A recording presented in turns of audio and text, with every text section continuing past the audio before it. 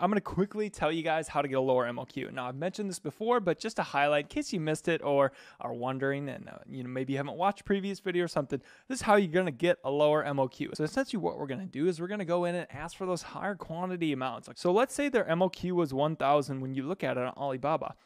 Don't go in with any less than their original MOQ, okay? And don't ask them about MOQ.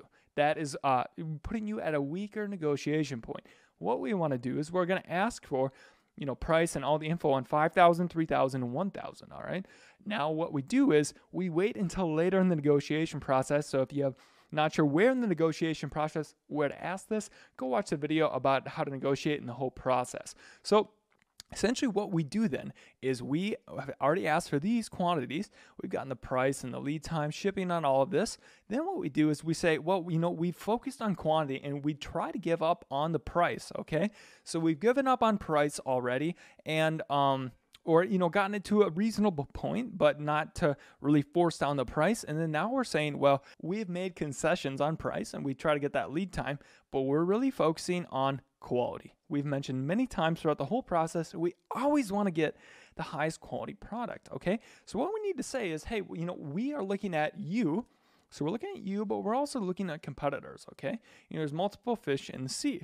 And we want to see, all right, well, if we're going to make an order with you, we want to see the consistency of the quality. Maybe you had some good quality product, maybe they sent us some good quality samples, but we want to make sure that, our customers the product is lasting a long while and that there's not a lot of returns and that there's a good consistency among all the products, that they're not, messing up on packaging and stuff like that. So we're going to say, hey, we need to do a sample order first. My boss is saying we need to test the consistency of the quality before we assure that we're going to go with you guys long term and, buy those larger quantities. So by doing this, we can often get that lower price that we've negotiated earlier, but still get the same price, but with that lower MOQ, maybe 500 or 300, whatever you need to get.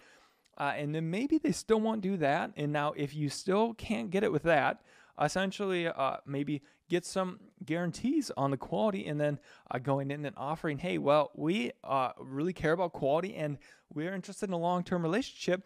And we need to be sure, and we're not going to essentially go ahead and order until we can be assured of the quality. We're even willing to offer more for this order and offer a higher price. So essentially by offering this higher price, even now, okay, and we make sure that the quality is important. We've been a really good person to do business with and been very clear about everything that we want and need. They're probably going to have concessions and give us that MOQ that we need. Now, this is only if you need to get that lower MOQ, but definitely a stronger way. If you've asked for an MOQ up front, well, they know that you're wondering what's the bare minimum you can order. If we never address the MOQ and we disguise it as a quality test, now, which is actually true, we want to test that quality. You don't want to order a lot, but by phrasing it as a quality test versus what is the MOQ, you put yourself in a much better place to negotiate that MOQ lower and to ensure that you're getting the best quality product at the same time. Kill two birds with one stone. So hope this was helpful. If you guys have any other tips or tricks or comments or questions about MOQs, leave it down below and on to the next video.